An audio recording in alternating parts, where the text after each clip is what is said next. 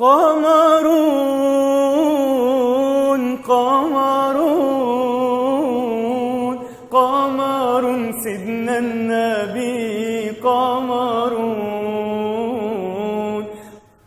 وبه قال حدثنا سفيان بن وكيع قال حدثنا جميع بن عمير ابن عبد الرحمن العجلي قال حدثني رجل من بني تميم telah cerita kepadaku seorang laki-laki dari Bani Tamim min wuldi Abi Halah dari putranya Abi Halah zauji Khadijah. Abi Halah adalah suaminya Khadijah sebelum Rasulullah sallallahu alaihi wasallam. Wa yukanna Aba Abdillah dan beliau dikunyai Abu Abdillah. An ibnin beliau cerita dari seorang putra bi Abi Haladin putranya Abi Halah. Anil Hasan ibn Ali radhiyallahu anhuma dari Sayyidina Hasan putranya Sayyidina Ali radhiyallahu anhuma. Qala Sayyidina Hasan mengatakan, qala Al-Husain ibn Ali, Husain putranya Ali mengatakan, sa'altu aku telah bertanya abi pada bapakku an sirati Rasulillah mengenai ceritanya Rasulullah sallallahu alaihi wasallam, sejarahnya Rasulullah sallallahu alaihi wasallam fi julasaihi pada teman-teman duduk beliau, tamu-tamu yang datang, para sahabat. Faqal, maka ayahku mengatakan, Sayyidina Ali, karena adalah Rasulullah sallallahu alaihi wasallam daimal bishri, selalu kelihatan ceria. Bishr ini kelihatan berbinar-binar mukanya kalau berhadapan dengan orang-orang. Jadi kalau beliau sendirian, sebagaimana riwayat yang telah lalu, mutawasilul ahzan, kelihatan selalu prihatin. Sahlal khuluqi, beliau adalah mudah budi pekertinya, orangnya mudahan, bukan orang yang sulit. Layyinal janibi, beliau adalah orang yang lembut sikapnya. Laisa bifazzin, beliau tidaklah orang yang kasar omongannya. Wala ghalidhin, dan juga bukan orang yang alot peringainya. Wala sakhabin, dan beliau bukanlah orang yang suka teriak-teriak. Maksudnya teriak yang tidak ada faidahnya. Kalau bicara lantang, itulah diantara sifat khutbah beliau. Sakhab maksudnya teriak-teriak yang tidak sesuai, ngomong yang keras yang tidak sesuai. Kan ada orang ini benar-benar punya kekurangan, sebentar-bentar teriak, sebentar-bentar teriak. Ini termasuk akhlak yang jelek, yang Nabi sangat jauh dari itu. Wala fahasin, dan beliau tidaklah orang yang suka ngomong jorok. Fahasnya ngomong-ngomong yang porno. Wala ayyabin, dan beliau juga lah bukan orang yang suka mencaci orang. Beliau cerita kadang-kadang keburukan yang perlu diceritakan bila itu memang diperlukan secara agama dan ada maslahatnya untuk pendidikan. Nabi mengatakan Abu Jahal Fir'aunu hadhil ummah, Fir'aunnya umat ini adalah Abu Jahal. Tapi tidak sebagai kebiasaan beliau, kan ada orang itu memang kebiasaannya suka ngenyek orang. Nabi jauh dari itu. Maka sikap-sikap Nabi ini adalah sikap-sikap yang perlu jadi tauladan bagi kita. Laqad kana lakum fi Rasulillahi uswatun hasanah. Ya taghafalu, beliau pura-pura tidak tahu, amma la yastahi, dari perkara yang beliau tidak menyukainya. Ya, ada perkara-perkara itu yang tidak haram, tidak dilarang, tapi itu bukan hal yang terbaik. Maka karena tidak dilarang, maka Nabi tidak melarang, tapi beliau juga tidak mengerjakan perkara tersebut. Jadi kalau kita bermasyarakat, kadang-kadang ada hal-hal yang tidak cocok dengan selera kita, dan perkara itu bukan perkara yang dilarang sebetulnya. Maka bagaimana sikap kita? Pura-puralah tidak tahu biar tidak nyinggung orang. Mungkin ada pakaian kita, teman kita punya pakaian yang kita kurang suka, atau dia pakai minyak wangi yang baunya seperti terasi. Nah, perasaan dia enak, kita didatangi dia sudah pusing. Nah, kalau kita tegur dia, nanti dia ini ingin pakai minyak wangi, atau minyak wanginya campur dengan keringat dia, akhirnya seperti bau karbon dioksida. Tidak karu-karuan baunya. Diriwayatkan dari Al-Imam Asy-Syafi'i rahimahullah, tis'atu a'syaril aqli fit tajahul. 90% kecerdasan di dalam pura-pura tidak tahu. Jadi di antara tandanya orang cerdas itu, dia ini tidak mengomentari semua yang ada. Kalau semua yang ada dikomentari, ini tanda orang ini bloon. Istilahnya orang Temboro cengoh. Nah, orang ini benar-benar nggak cerdas. Ada mobil lewat dikomentari, orang lewat dikomentari, sepeda ontel lewat dikomentari, ayam lewat dikomentari. Nah, ini tanda orang ini kurang cerdas, nggak punya kesungguhan dalam konsentrasi memprogram diri dia sendiri. Habis waktunya untuk terkesan dengan suasana yang ada. Akhirnya hidupnya, prestasinya ngomentari itu, yang lain nggak punya prestasi. Penting, ini perkara-perkara yang tentu saja yang tidak dilarang. Kalau perkara dilarang oleh agama, Nabi orang yang paling tegas untuk mencegahnya dan melarangnya. Dan itu ditiru oleh para sahabat, termasuk Ibnu Mas'ud. Kadang-kadang beliau melihat di pinggir jalan ada hal yang tidak sesuai, maka beliau langsung meninggalkan majelis tersebut, atau jalan dengan cepat, atau beliau membuat sikap biar selamat dari suasana yang beliau nggak selera itu. Wala yu'ayyasu atau wala yu'ayyisu, dua-duanya boleh. Minhu rajihi, wala yu'ayyisu, dan beliau tidak memutus asakan minhu dari perkara yang beliau tidak selera, rajihi orang yang menyenanginya. Yang perkara ini bukan perkara haram, beda selera dengan kita, maka beliau tidak melarangnya kalau ada orang yang ingin buat begitu. Seperti suatu hari yang mulia Nabi besar Muhammad SAW dihidangkan pada beliau beberapa macam makanan, termasuk makanan yang dihidangkan adalah biawak. Apa itu? Dhab, sejenis biawak. Maka beliau tidak mau memakannya. Maka sahabat tanya di situ, apakah dhab itu haram ya Rasulullah? Itu tidak biasa ada di daerah saya enggak mengharamkannya. Maka Khalid bin Walid hadir di situ makan dhab di depan Nabi. Nabi tidak melarangnya, tapi beliau tidak menyentuh dhab tersebut. Wala yukhayyabu fihi, dan wala yukhayyibu atau wala yukhayyabu, dan orang yang menyenanginya tidak dikecewakan fihi dalam perkara yang Nabi tidak berselera. Ini akhlak yang begitu mulia. Kadang-kadang kita ini kan ingin memaksakan kehendak. Perkara itu longgar, terus kita sempit-sempitkan. Kita nggak suka sambal, sak kamar dipaksa. Semuanya harus nggak suka sambal.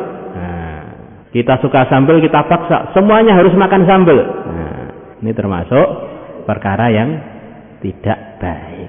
Ini perkara itu kalau kita nggak berselera, asalkan nggak haram, longgar. Teman kita mau makan, mau ngerjakan, monggo mawon. Nah, ini antara sikapnya Nabi, wala yu'azizu minhu rajihi wala yukhayyabu fihi. Kalau dia makan tidak diolok-olok oleh Nabi, tidak dikecewakan. Qad taraka nafsahu min salasin, sungguh beliau telah meninggalkan diri beliau dari tiga perkara. Al-mira'u, pertama adalah berdebat. Jadi kalau orang ini memang ingin kebenaran akan mendengar. Kalau belum ingin, kamu berdebat pun nggak ada gunanya. Maka perdebatan itu hanya akan menimbulkan hal yang tidak baik. Orang ini memang belum ingin dengar kok, inginnya tengkar.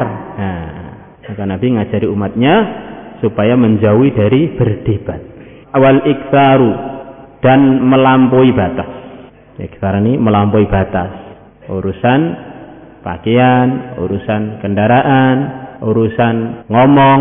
Di apa yang beliau kerjakan itu pas, tidak kurang dan tidak kelebihan. Itu benar-benar keistimewaan yang luar biasa dari yang mulia Nabi besar Muhammad SAW. Sesuatu ditunaikan sesuai dengan keperluannya, tidak kurang dan tidak lebih.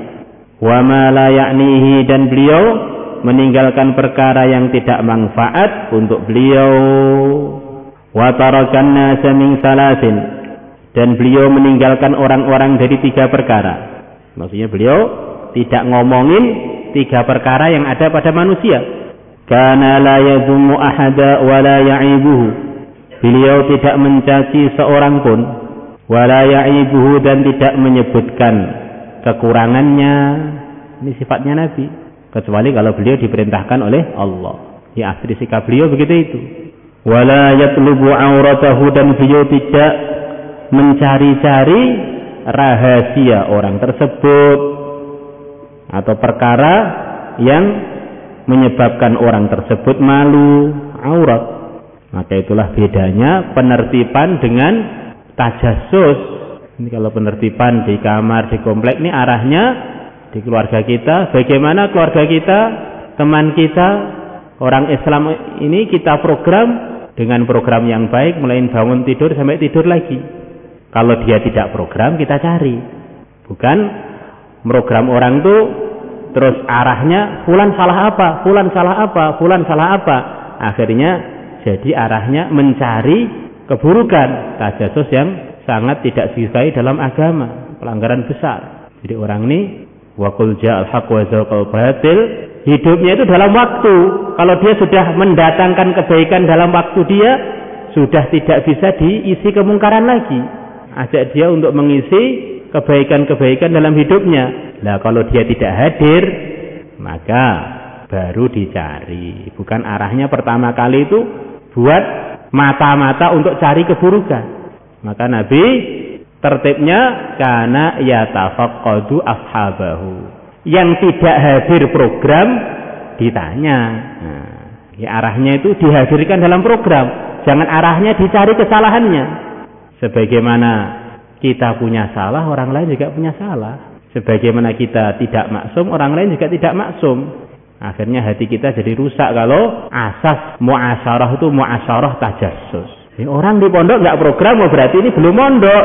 Ya diserahkan walinya saja. Nah, tidak perlu tanya ngeluyur kemana, ketemu dengan iblis apa kuntilanak apa mak lampir, nggak usah ditanya. Ini nggak program di kelas sekian lama sudah. Berarti perlu dimakomikan. Enak. Akhirnya hatinya yang mulangkan selamat, yang dipulangkan biar antara dia dengan Allah. Nah.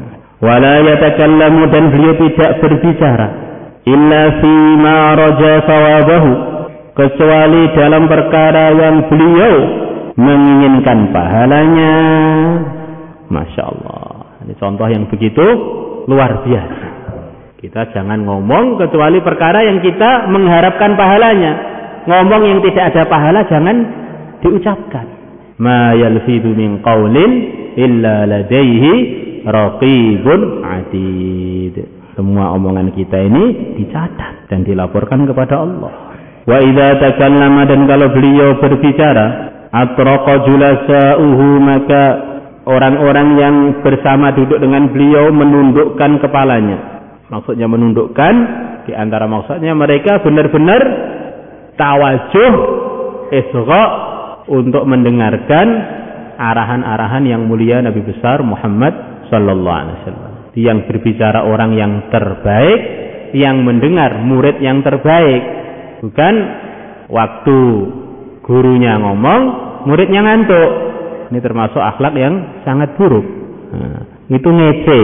Nah, ada orang kamu ajak ngomong, kemudian dia ngantuk di depan kamu. Nah, ini benar-benar akhlak yang tidak baik. Maka zaman Nabi ada orang-orang yang ketika Nabi ngaji, mereka tidak dengarkan arahan-arahan Nabi, malah bolos tengah-tengah Nabi memberikan arahan kepada umat, sebagaimana yang disebutkan dalam surat apa kan itu? Surat An-Nur. Surat apa itu? Ya, surat An-Nur. Qad ya'lamullahu alladzina yatasallaluna minkum liwaza. Di Nabi tengah-tengah menerangkan agama, maka ada sebagian orang waktu diajar Nabi ini bungkuk-bungkuk, kemudian merangkak-rangkak untuk keluar dari majelis biar tidak diketahui oleh Rasulullah sallallahu alaihi wasallam. Maka Allah cerita bahwa Allah telah murka kepada mereka, dan mereka adalah para orang yang rusak imannya, para munafikin. Dan sahabat-sahabat yang berani mandang Nabi ini tidak banyak. Sebagaimana dalam riwayat Tirmizi, kalau kami duduk di depan Nabi, semua dari kami menunduk. Yang berani tersenyum dengan Nabi, memandang Nabi, berbicara langsung menatap Nabi, hanyalah yang kita lihat Abu Bakar dan Umar saja. Yang lainnya menunduk semua. Ka'anna ala ru'usihimut thair, seakan-akan di atas kepala mereka ada burung. Ini begitu antengnya mereka dalam mendengar sabda-sabda Nabi. Ini sampai diibaratkan di kepala mereka itu seperti ada burungnya. Kalau orang kepalanya ada burungnya, kalau kepalanya goyang sedikit burungnya terbang. Maksudnya benar-benar dia ini konsentrasi dalam dengar sampai seperti patung. Seperti diceritakan Abdullah bin Zubair, kalau beliau sholat, saking antengnya burung-burung ngira beliau ini tonggak. Akhirnya burung-burung pada hinggap di bahu beliau, di kepala beliau, tidak tahu kalau ini orang. Begitu beliau rukuk baru burung-burung pada terbang. Fa idza sakata takallamu, maka kalau beliau diam takallamu, maka teman-teman duduk Nabi baru berbicara. Tidak pernah motong pembicaraan Nabi. La yatanaza'una indahul hadis, mereka tidak saling bertengkar di sisi Nabi al-haditha, omongan, saling tarik menarik, omong-omongan yang seperti berdebat, seperti kurang adab, tidak ada di majlisnya Rasulullah sallallahu alaihi wasallam. Wa man takallama indahu ansatu lahu, dan barang siapa ngomong di sisi Nabi, maka orang-orang yang hadir mendengarkan pada si mutakallim hatta yafrugha, sehingga si mutakallim selesai ngomongnya. Masya Allah. Kalau ada yang ngomong, semuanya dengar. Selepas ini selesai ngomong, baru yang lainnya menyampaikan omongannya. Itulah majlisnya Rasulullah sallallahu alaihi wasallam. Insyaallah kita wujudkan. Hadithuhum indahu hadithu awwalihim. Pembicaraan mereka di sisi Nabi adalah pembicaraan orang yang awal dari mereka. Apa maksudnya itu? Di antara maksudnya, pembicara yang pertama, pembicara yang kedua, pembicara yang ketiga di majlisnya Nabi, semuanya dapat perhatian Nabi dan orang-orang yang duduk di majlis.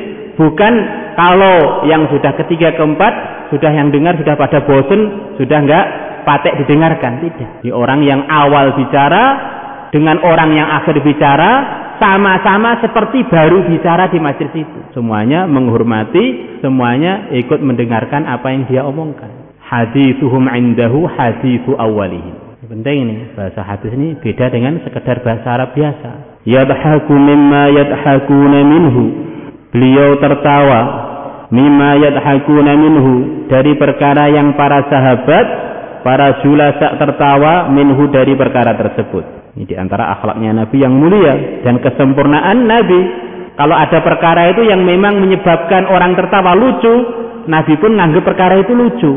Kan ada orang itu agak aneh, teman-teman yang nganggap itu lucu, menurut dia enggak. Atau apa itu menurut teman-temannya menakjubkan, menurut dia tidak. Ini justru bukan keistimewaan orang itu, menunjukkan orangnya agak suloyo ini. Agak beda dengan umumnya perasaannya orang. Maka Nabi ini sempurna, perasaannya sempurna, akhirnya bisa mendidik umat dengan sempurna. Tahu apa yang dirasakan umat, dirasakan oleh manusia. Ada orang ini hatinya itu kebalik itu.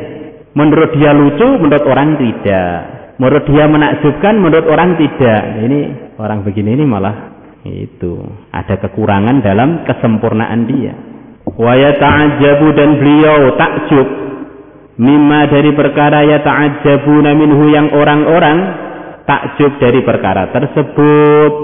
Wa yasbiru lil gharib, dan beliau sabar kepada orang asing, alal jafwah, atas kekasaran, fi mantiqihi, dalam ngomongannya, wa mas'alatihi, dan pertanyaannya. Nabi ini punya tertib. Di antara tertibnya, kalau ada orang-orang baru yang belum tahu adab, yang belum tahu aturan yang benar, maka beliau dengan sabar meluruskan, mendidik, dan mendengar apa yang mereka katakan, walaupun caranya itu kadang-kadang tidak sesuai. Beda dengan orang-orang lama yang sudah banyak dididik oleh Nabi, maka kalau mereka ada kekeliruan, langsung ditegur oleh Nabi. Maka suatu hari Sayyidina Umar radhiyallahu anhu, beliau keliling, malam-malam keliling, lepas sisa ada orang-orang bergurau di masjid. Maka oleh Sayyidina Umar dilempari kerikil. Lepas itu Sayyidina Umar tanya, ini orang lama apa orang baru? Ternyata ini orang-orang yang baru datang ke Madinah, yang belum tahu tertib yang benar dengan adab-adab masjid. Maka beliau bilang, seumpama kamu orang asli Madinah, tentu aku akan menegur kalian dengan teguran yang lebih keras lagi. Maka teguran untuk santri itu beda dengan untuk orang awam, karena hari-hari sudah dengar nasihat kok tidak lurus. Maka ini perlu diluruskan dengan ketegasan yang beda dengan orang yang baru. Bagaimana? Siap? Kalau santri tempeleng ustadznya, oh ini barokah ini. Tertibnya begitu itu.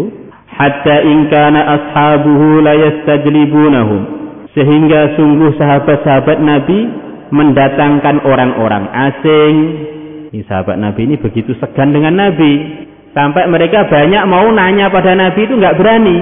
Akhirnya kalau ada kesempatan orang-orang yang baru-baru datang itu suruh sowan pada Nabi, suruh nanya sesuai pesanan mereka, biar mereka tahu hukum-hukumnya itu bagaimana. Mereka sendiri nggak berani tanya langsung kepada yang mulia Nabi besar Muhammad SAW. Ada orang kampung, orang yang mu'allaf, begitu datang ke Madinah, disuankan Nabi, maka sahabat kesempatan untuk dengar apa arahan-arahan Nabi pada pertanyaan-pertanyaan orang yang baru ini, yang dia belum punya adab-adab dengan Nabi dengan baik, ngomong masih seenaknya, tuanya ya, tanpa ada segan-segan lagi. Wa yaqulu, dan beliau mengatakan, idza ra'aitum taliba hajatin, kalau kalian melihat orang yang mencari keperluan, punya keperluan, yatlubuha, yang dia mencarinya, fa'arfiduhu, maka bantulah dia, wala yaqbalu tsanaa, dan beliau tidak mau menerima pujian, illa min mukafi'in, kecuali dari orang yang balas jasa pada beliau. Ini diantara akhlak beliau. Kalau ada orang tiba-tiba datang muji, beliau enggak nerima. Jangan muji saya, memangnya saya punya jasa apa pada kamu? Kalau Nabi pernah buat baik pada dia, kemudian dia muji, Nabi baru menerimanya. Kan ada orang itu sukanya dipuji, padahal dia ini tidak pernah berbuat yang terpuji, ini sukanya dipuji. Kalau Nabi mencontohkan, kalau muji saya ya harus ada alasannya. Saya punya jasa apa pada kamu kok kamu muji saya? Padahal Nabi ini seumpama nggak punya jasa langsung pada seseorang, tentu kalau dipikir semua orang dapat jasa dari beliau. Bahwa di antara akhlak yang baik itu jangan suka dipuji kalau kamu nggak berbuat kebaikan. Wallahu a'lam. Wala yaqta'u ala ahadin hadithahu, dan beliau tidak memotong atas seorang pun pembicaraan dia, hatta yajuza, sehingga pembicaraannya ngelewati yang boleh. Wala yaqta'u ala ahadin hadithahu, dan beliau tidak memotong atas seorang pun pembicaraan dia, hatta yajuza, sehingga pembicaraan dia melampaui yang boleh, melampaui yang dibolehkan oleh agama. Ada orang bicara, dengarkan aja oleh Nabi, jadi kok melanggar, langsung dipotong. Fayaqta'ahu, maka beliau memotong pembicaraannya itu binahyin, dengan dilarang, jangan diteruskan. Au qiyamin, atau beliau berdiri, ditinggal orang yang ngomong yang sudah gak benar tadi. Beliau ini lembut kalau selama nggak ada pelanggaran. Kalau pelanggaran, ya tugas beliau ini meluruskan yang tidak lurus, ya beliau akan sampaikan. Wallahu a'lam.